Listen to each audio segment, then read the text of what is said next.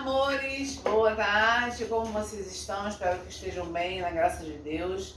Nós estamos aqui hoje com uma advogada muito especial, ela é advogada da nossa rádio Arte Show, doutora Paula. Olá, boa tarde. Boa tarde, tudo bem? Tudo bom. E o que ela gosta de fazer? Previdenciário. Me explica um pouquinho qual é esse previdenciário.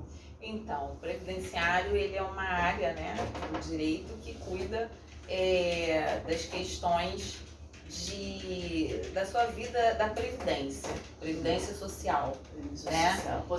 Aposentadoria, auxílio-doença, auxílio-reclusão, o LOAS, que é um benefício assistencial, né? É uma parte da nossa previdência social. Né? E eu trabalho com essa área. Com essa área. E se apaixonou por essa área, né? Me apaixonei, né?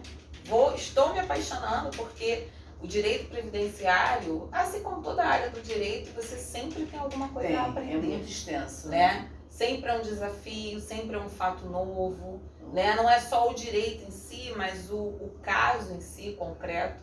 Às vezes aparece, né? muda muita coisa, muda a própria legislação previdenciária, sempre muda, né? Mas é uma área que eu me identifiquei e que eu gosto de trabalhar. Gosto de trabalhar. Sim. Mas aí também você encontra muita falcatrua nisso aí, né? Sim, muita falcatrua. Inclusive no LOAS, né? O benefício assistencial, o LOAS, ele é uma área que existe muito isso, então a gente tem que ter muito cuidado como advogado, principalmente, né, como militante do direito previdenciário, porque a gente encontra muita coisa, né? Pessoas que falam o que na verdade não é. Às vezes as pessoas falam para você uma coisa, mas a realidade é outra. Arruma uma deficiência que não é. Arruma uma deficiência que não é. Porque assim, o LOAS, por exemplo, o BBC LOAS, por ele ser ele é um benefício assistencial.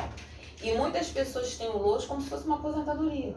Na verdade, o LOAS não é aposentadoria. Aposentadoria é para aquelas pessoas que contribuíram para a Previdência. Contribuíram. Né? E o LOAS, ele não passa para a família, né? Muita gente pensa o LOAS, nisso, ele não passa, exatamente. Quer 13º, a pessoa quer 13º. Não tem 13º. Quer férias. Quer férias. É um benefício peculiar, né? É aquela situação peculiar. Você tem um crivo, né? A lei determina que para aquelas pessoas com 65 anos que não tenha nenhuma outra renda, nenhuma outra fonte de renda, ou que a renda per capita da família seja de 1/3 do salário mínimo, o que hoje isso até é relativizado, mas caso a caso, e as pessoas que possuem alguma deficiência, alguma comorbidade, cujo impossibilite ela de trabalhar, de ter uma renda e que a família também não possua outra renda ou que a renda per capita seja de 1/3 do salário. É diferente a previdência do civil para o militar?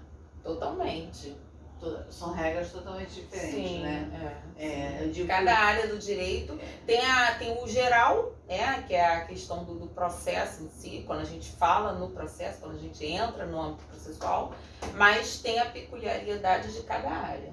Porque o meu pai, ele é da reserva, ele é fuzileiro naval e ele já estava na reserva, ele perdeu a visão do olho esquerdo, né? Aí nós falamos, corre atrás, você é uma deficiência, né? Sim. Aí chegaram para ele e disseram que ele não tinha direito. A gente achou meio estranho, né? Que ele já operou várias vezes os rins, tem problema de coluna, ele tem uma série de problemas. Que, ao nosso ver, cabe uma melhoria de reforma, né? Sim. Aí lá eles dizem que não, e a gente está insistindo com ele que ele tem que ir lá. Mas como é diferente a previdência civil da previdência militar, fica difícil. É uma legislação específica, né? No âmbito geral, no âmbito processual, quando isso cair no âmbito processual, ainda pelo que eu estou entendendo, está no administrativo, né? Vocês estão tentando requerer com a instituição, mas quando ele vai para o âmbito processual, lógico, ele tem que obedece às normas, à legislação específica, mas o processo em si é o que está lá no processo civil. Eu não, assim, você pode perder o LOAS simplesmente, por exemplo, mudou a previdência, mudou o presidente, mudou não sei o que, mudou, de repente vamos enxugar o LOAS e muitas pessoas que recebiam LOAS deixam de receber. Isso acontece? Pode acontecer. Ele não é ad eterno, Não. né? Ele é transitório. Ele tem um caráter transitório, né? Então, assim, enquanto você estiver dentro daqueles requisitos, né? Estiver implementando aqueles requisitos cuja lei determina, você tem, né, o direito. Se você não implementar mais, por exemplo, a pessoa que era deficiente físico, né, que essa deficiência a impossibilitava de ter outros ganhos, mas de repente ela passou a ter uma fonte de renda, por exemplo. Isso, aí né? impede, né? Eu digo isso porque a minha prima, ela é LOAS, né? E de repente ela parou de receber, só que ela é uma doença crônica e degenerativa, né? E simplesmente pararam de pagar o LOAS para ela. Ela teve que recorrer a vários médicos novamente, passar por vários exames. Ela é 6 anos mais nova que eu, se você ver, parece que ela tem 15 anos mais idade do que eu. Então ela ficou doidinha, ela ficou quase 1 ano sem receber nada, dependendo das outras pessoas, para simplesmente o rapaz chegar e falar assim, não, foi um erro de digitação. Na verdade, aí no caso da sua prima, ela nem precisaria ter perdido todo esse tempo aí no âmbito administrativo recorrendo a médicos, não. Primeiro ela teria que ver qual foi o fundamento, né, que o INSS usou qual foi o fundamento desse ato administrativo? O ato que revogou, né, o benefício dela. Isso. Não teve mudança nenhuma, ela não passou a receber Não. algum salário, trabalhar de... Então, ela já poderia ter ingressado diretamente no âmbito judicial. E eu sei que tem muitas pessoas que passam por isso também, né? Sim, não só com LOAS, como com, por exemplo, aposentadoria por invalidez, isso acontece muito. Eu recebo muito caso assim. Pessoas que são aposentadas por depressão, por exemplo, médicos do INSS, que eu tenho uma cliente que a médica simplesmente deu alta a ela, revogou, né, a aposentadoria por invalidez dela, porque disse que ela estava muito arrumadinha para quem tem depressão. Eu passei por isso. E nós conseguimos restabelecer a aposentadoria dela. Eu tive depressão e eu estava de licença no trabalho, aí teve uma festa no trabalho, né? Aí eu fui, até por incentivo dos meus pais, falei assim, vamos, Cristiano, você vai ver o pessoal, para ver se você se anima e tudo mais. E eu fui recriminada com isso. Não é? Se ela tá doente, por que ela tá vendo numa festa? As pessoas... Não tem nada a ver, né? Até porque a depressão crônica, ela é algo hormonal, falta um hormônio, né? Dentro de você, uma combinação, uma química, não tem nada a ver com... Às vezes você é uma pessoa linda, maravilhosa, se veste super bem, em determinado momento você tá até rindo, brincando, mas você tem...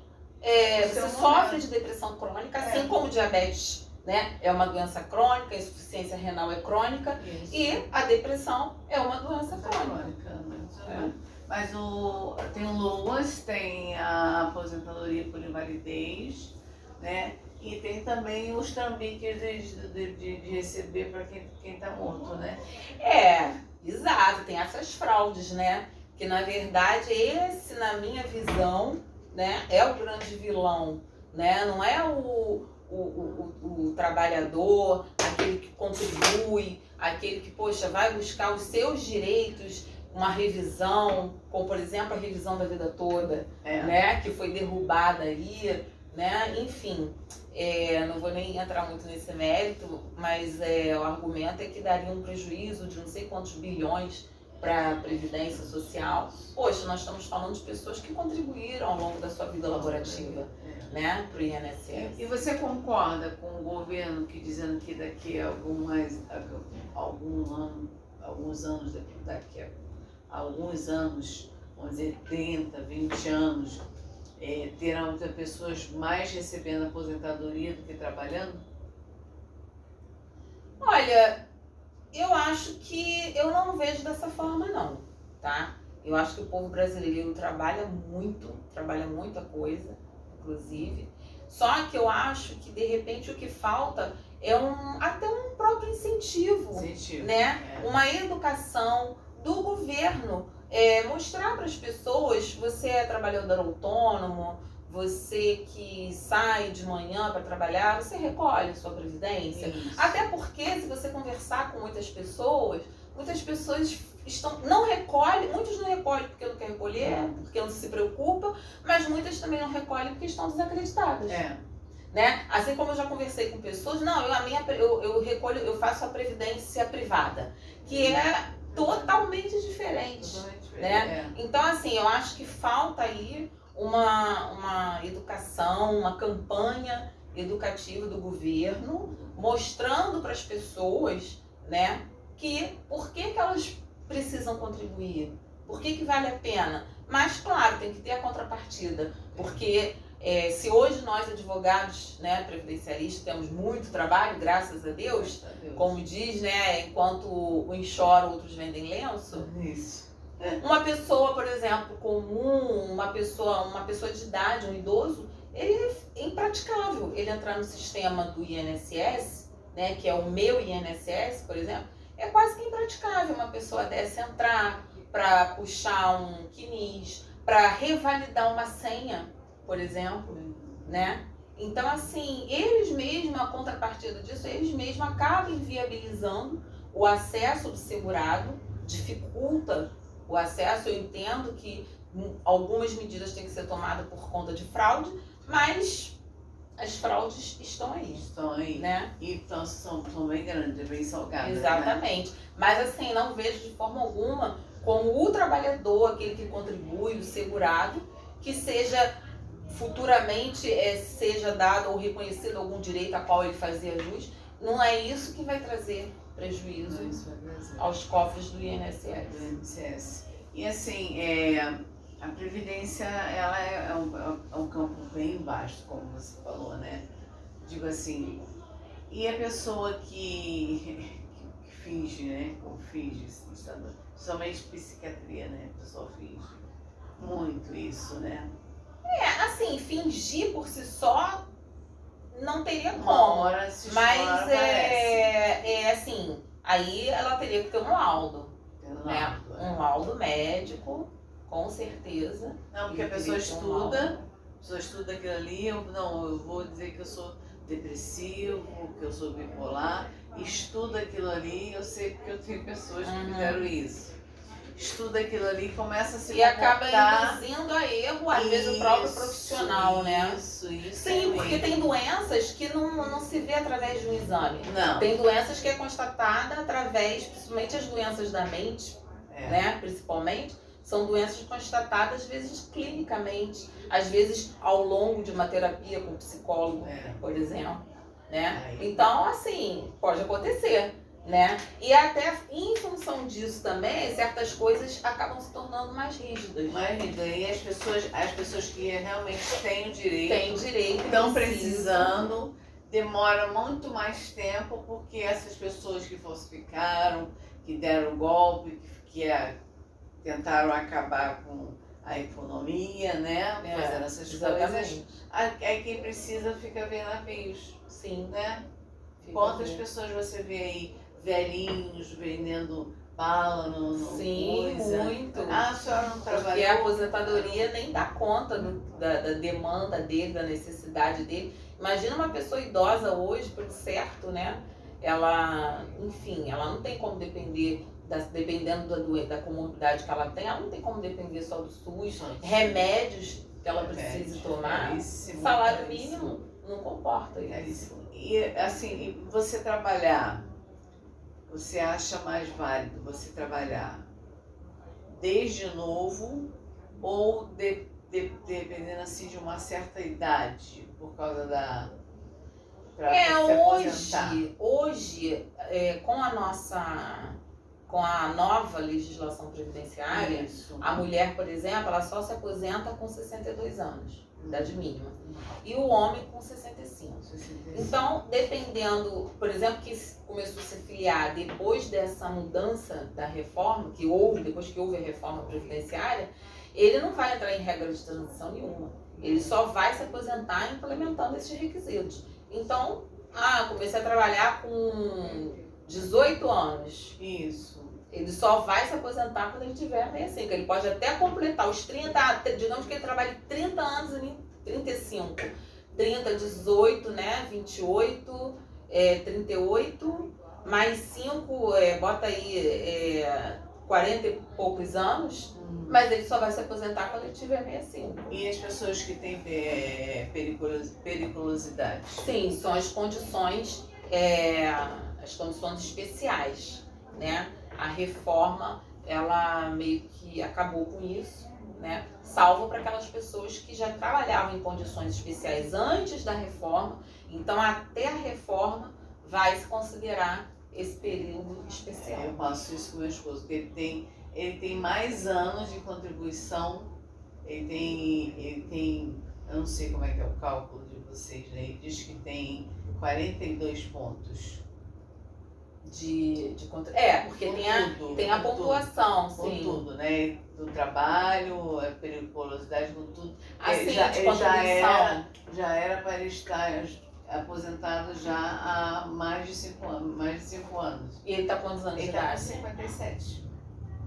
Mas ele é do tempo antigo, que era da periculosidade, dessas coisas. Aí tem que ver se até a data da reforma ele já tinha implementado, provavelmente sim, porque ele tem 42 anos de contribuição.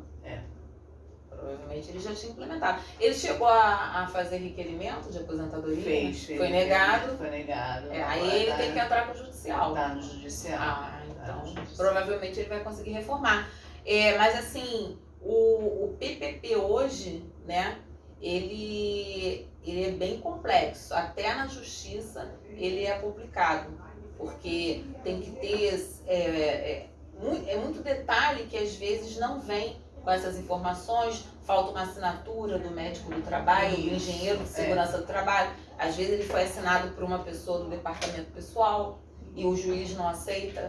Né? Então até o PPP também, né, para o advogado que às vezes quer puxar esse nicho aí de aposentadorias especiais, é bom se aprimorar na análise do PPP. Na análise do PPP. E quanto a não sei se eu estou falando certo, a PEC que o Bolsonaro fez e a PEC que o Lula fez para aposentadoria, qual a diferença delas duas? Então, o Lula, essa PEC, ela até beneficia o pessoal da aposentadoria especial, né? O pessoal que trabalhou em condições insalubres, periculosas. Na verdade, ela acaba trazendo aquilo que a reforma havia tirado, que é o reconhecimento da condição especial após a reforma previdenciária. Enquanto do Bolsonaro não, né? Não. Nesse ponto ele pecou, né? Mas nem tudo é perfeito. Tudo é perfeito, né? Tudo perfeito, né? Eu não estou falando nada de partido aqui, que não tem nada a ver, né? Mas a Previdência, realmente, eu ouço muito falar esse negócio de Previdência. A Previdência sempre vai ser um caso muito polêmico. Muito, né? Porque a conta não bate. Porque sempre vai a Previdência está gastando mais do que está arrecadando, e que não sei o quê. E o imposto de renda vai para onde, gente? Você vê essa questão entre Lula, né, e Bolsonaro, sem querer falar de política, a revisão da vida toda, né? O ministro que... A revisão da vida toda, ela chegou a ser aprovada pelo STF. O voto de Minerva, na época, foi de um ministro do Bolsonaro. E aí ela foi revisada e o voto de Minerva contra foi do ministro do Lula. Então, assim, eu mesma, eu tenho alguns processos de revisão da vida toda que estão parados. Pessoas que trabalharam desde a época da década anterior a 94, que a revisão da vida toda, em tese, inicialmente seria para essas pessoas, né, que se aposentaram antes da reforma, porque quem se aposenta depois da reforma já não teria mesmo mais direito, até porque o método de cálculo da média, né, da média da remuneração, ela hoje, após a reforma, ela pega toda a sua vida pregressa. Previdenciárias. Temos alguma pergunta, Flávia? Então, vamos ouvir uma musiquinha pra vocês Vamos beberem ver uma uma aguinha? musiquinha. Religar meu. Aula aqui e eu fiz uma pergunta para ela sobre o sistema previdenciário para os presidiários. Se muda alguma coisa, se continua a mesma coisa.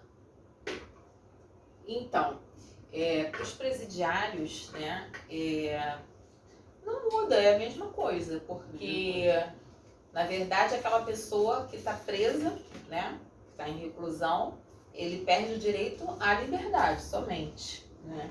Os outros direitos permanecem mesmo. O auxílio reclusão, por exemplo, que é muito criticado, né, pelas pessoas. Em primeiro lugar, aquela pessoa que foi presa, né, que foi reclusa, que está reclusa, ela tem que ter contribuído para o INSS, para que os dependentes tenham direito ao auxílio reclusão, né? Não é simplesmente porque ele foi preso, ele foi recluso, que é o filho menor ou a esposa, o dependente vai ter direito ao auxílio reclusão. Ele tem que ter contribuído para o INSS. Isso é. Pensei que houvesse uma diferença grande, assim, fosse uma outra legislação, né? Um outro caderninho. Inclusive, ele tem direito a trabalhar, né? Coisa que não faz, né? Ele tem direito a trabalhar. Mas aí o que acontece? Aí a gente já entra em outra questão, né? O sistema, né, que teria que ser revisto pelo governo, a mudança do sistema em si, né? Não é nem só, não sou advogada criminalista, não milito, sei pouco do direito criminal, mas assim, algumas coisas talvez, né, ao meu ver, poderiam mudar na legislação penal, mas o objetivo da pena é ressocializar aquele indivíduo. Aí você vai falar pra mim, Paula, mas isso é utopia. Pode ser. Em alguns casos, sim, outros talvez não. Não. Né? Então, mas o objetivo da pena, hoje aqui no Brasil, é ressocializar o indivíduo. Que infelizmente não ressocializa. Não ressocializa, né? A gente tem a questão do sistema carcerário, prisional, enfim. Isso. É uma série de coisas aí que teriam que ser mudadas. Então me explica essa questão dos pontos para você se aposentar. Você tem que ter quanto tempo de serviço? Hoje, pela nova Previdência, você tem homem 35 anos, 65 de idade. Mulher, 30 anos, 62 de idade. E como é que eles calculam esse negócio de ponto que diz que trabalhou 30 anos, mas contribuiu... É o somatório da idade com o tempo. Da idade mínima com o tempo mínimo. O tempo mínimo, porque meu marido trabalha desde os 18, ele fez... O seu marido, é aquilo, as pessoas que trabalharam, que já se filiaram, né, estão filiadas à Previdência. Antes da reforma, da última reforma, muitos entram nessa regra de transição. Seu marido, é bem peculiar o caso dele, até porque ele está questionando aí uma aposentadoria especial. Então é outra situação. Mas essa regra aí, ela é para aquelas pessoas que se filiaram, ela é principalmente para aquelas pessoas que se filiaram após a reforma da Previdência. Então eu acho que a pessoa, é mais válida a pessoa trabalhar com mais idade, né? Se preparar. Hoje sim. Hoje sim, né? Hoje sim. Isso que eu pensei. Se ele começar a contribuir muito jovem, ele vai contribuir além do tempo, vai ultrapassar aí, vamos dizer, a remuneração, os 100%, né, da remuneração, e ele só vai receber os 100%.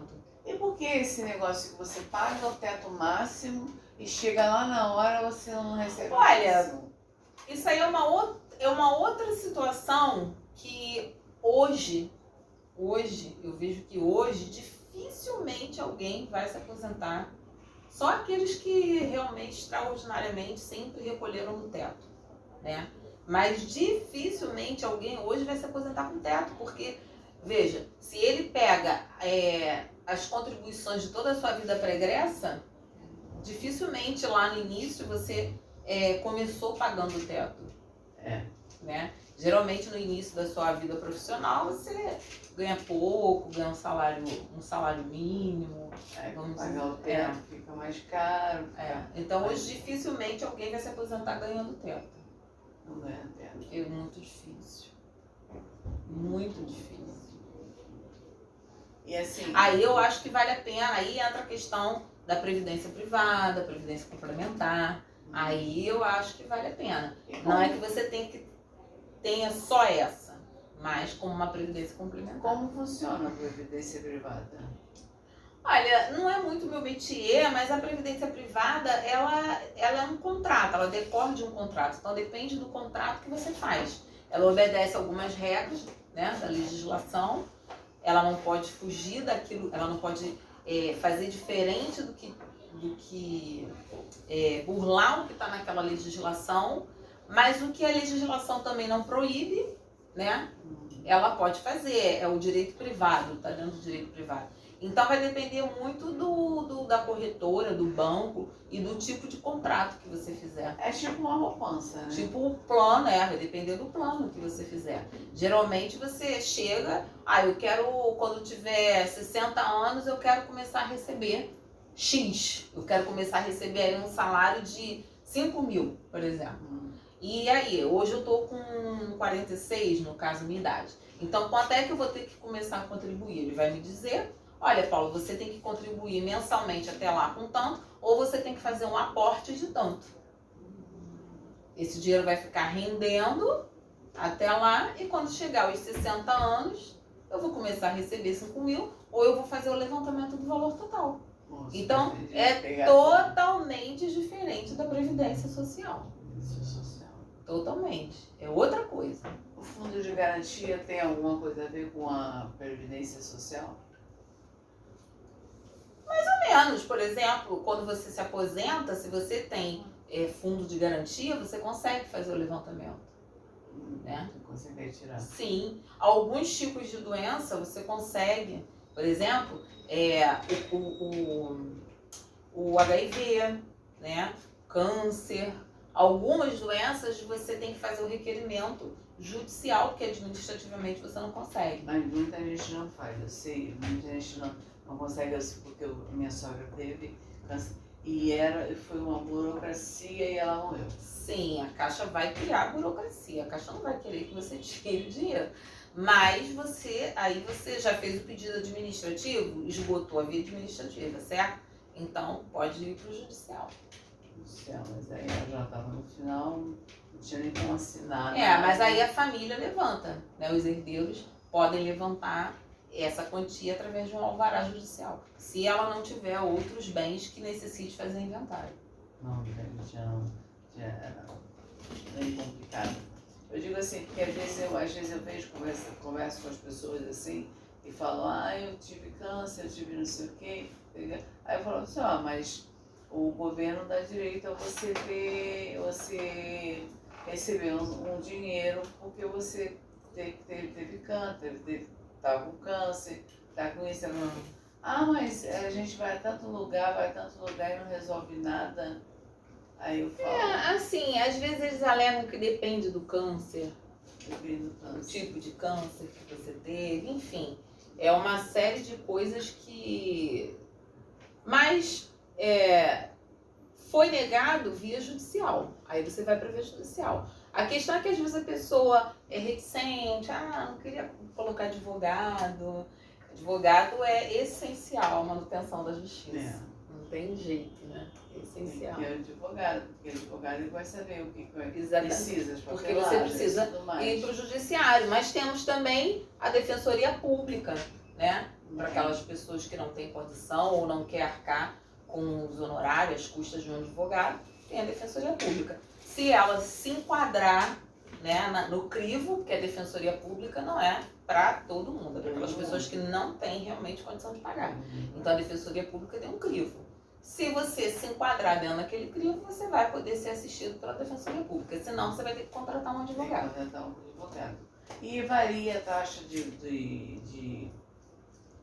do pagamento do advogado, até 20, 30, 10. Varia, porque assim, pode variar, né? A OAB fala que o advogado ele não pode ganhar mais do que o cliente. Tem advogado, por exemplo, que cobra 50% de honorários. Tem advogado, assim, agora a maioria, né, é o valor, assim, que a maioria cobra 30%. 30%. Pactua 30% com o cliente.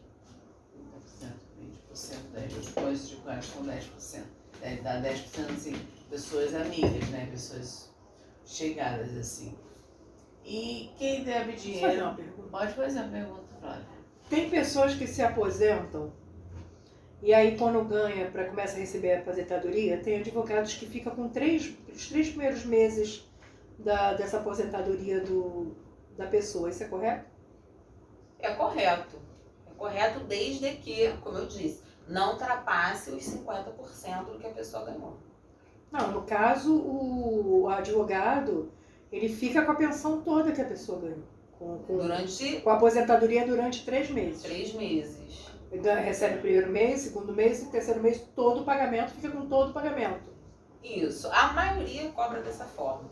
Então, assim, aí você tem que ver se não está ultrapassando aquele valor que a pessoa vai ganhar. Mas se a gente falar de aposentadoria, por exemplo, vai ficar meio complicado, vamos botar aí, mensurar isso, porque a pessoa vai receber ad eterno, né? Então vamos dizer que a pessoa tem uma vida longa e após a aposentadoria, fique mais 20, 30 anos. Muita gente demorou pra caramba pra conseguir, o advogado Exatamente. conseguiu nada mais justo. Em muitos casos, o advogado não cobra para dar entrada, né? O advogado é uma profissão que, em muitos casos, ele recebe no mérito, né? Muita gente acha com isso que o advogado tem que cobrar, só pode trabalhar dessa forma. Na verdade, não. Na verdade, tem as ações de obrigação de fazer, por exemplo, que nem tem cunho indenizatório. E o advogado tem que cobrar para fazer. E tem gente que acha que não. Por exemplo, o advogado, no meu entendimento, o advogado tem que cobrar consulta, mas a maioria não cobra consulta, né? Porque é um tempo que você está ali, sentado, esclarecendo, dando a sua sapiência jurídica. E muitos não cobram, ou quando cobra, o cliente não quer pagar, acha que está caro, né? Então, tem o lado do advogado também. Tem lá. Exatamente. Por isso que eu digo, se você a OAB fazem tem que isso, estar ali. Exatamente. Se vocês não fazem isso, vocês não ganham. O que vocês Não vão ganham. ganhar? Não ganha. Você só vai correr atrás da causa da pessoa, aí a pessoa ganhou e você ficou vendo, bicho. Ações indenizatórias, geralmente você cobra no final. Mas tem advogados que cobram um prolabore inicial, sim, que eu acho muito justo também, né? Para despesas imediatas, por exemplo, né? Aí varia de advogado para advogado, depende do cliente, depende da complexidade da causa. Às vezes é uma causa que vai ter cunho indenizatório, mas é uma causa complexa demais. Então ele tem que cobrar um honorário inicial. Tem que cobrar, porque senão vai comer, beber, se vestir, calçar, né? Aí a pessoa quer cobrar do advogado uma coisa, mas não quer ser cobrado de outra coisa. Exatamente. Que o advogado tem direito de ser cobrado, né? Exatamente. Ô, Paula, tem muitas dúvidas a respeito do MEI. Que diz que o MEI serve para depois, quando você contribui com o MEI, depois serve para se aposentar. O MEI Como é serve que procede isso? Quanto tempo? Como é que funciona? Mesma coisa, você contribui como MEI, né? Que é o microempreendedor individual, né?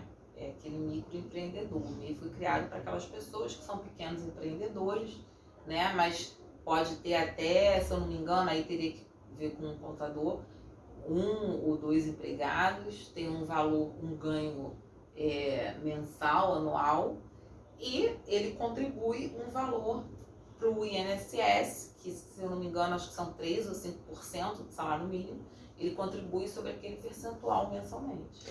Tem um MEI que você quando faz, é o MEI gratuito. Quando você faz, você escolhe qual o valor que você quer pagar mensal. Se você aí tem o valor mínimo é R$55 e... isso eu já nem sabia. Sim, aí tem as cotas, se Sim. tipo você quer pagar mais cotas, E aí você pode pagar, porque aí, dependendo desse valor que você está pagando, é o valor final quando você se aposentar que você vai receber. Em regra é sobre salário mínimo, né? O MEI, em regra, ele paga sobre o mínimo. Você paga sobre o mínimo. Então, quando você for se aposentar, você vai se aposentar, se você sempre pagou como MEI, você vai se aposentar como salário mínimo, ganhando salário mínimo. Mesmo que escolha cotas maiores. Aí nesse caso aí eu já te confesso a minha ignorância. Eu realmente não sei em relação a isso. Mas eu acho que se existe esse diferencial, se existe essa possibilidade, aí você vai recolher a cota diferenciada, mas aí seria interessante conversar com um contador sobre isso mesmo. O contador, administrador também pode te informar sobre isso.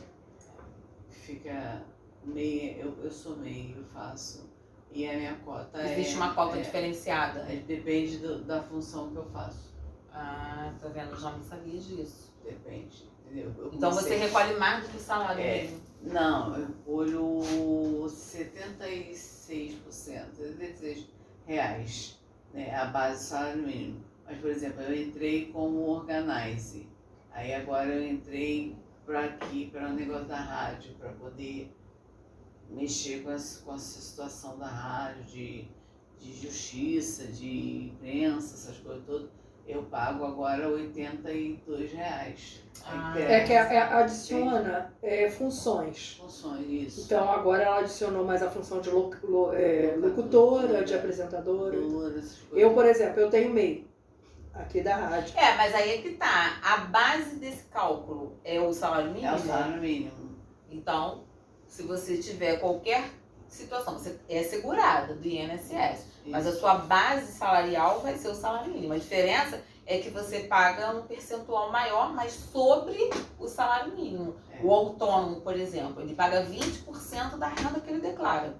Se ele declara 20% de salário que ele ganhou, um salário mínimo, ele vai pegar 20%. 20% vai ser 200 e pancada, quase R$300. Mas vai ser salário mínimo. Se ele tiver que se licenciar, se afastar, o salário base dele vai ser o mínimo. Bom, o papo está maravilhoso, esclareceu muita coisa, só que chegamos ao final do programa. E, doutora Paula, quem quiser entrar em contato com a senhora, pode passar. Então, o meu contato é o WhatsApp, né, também, DDD 21, telefone 992774260, ou DDD 21 982561402. Todos dois o WhatsApp. O endereço do meu escritório fica na Rua Sidônio Paz, número 44, sala 7, dentro da Galeria Multilojas Cascadura. E eu deixar o meu zap, porque eu nunca deixo, né? Meu zap é 21 933 005668.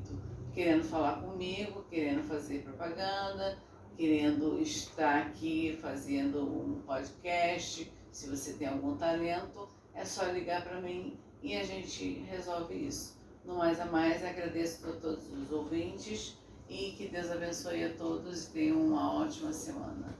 Ótima semana.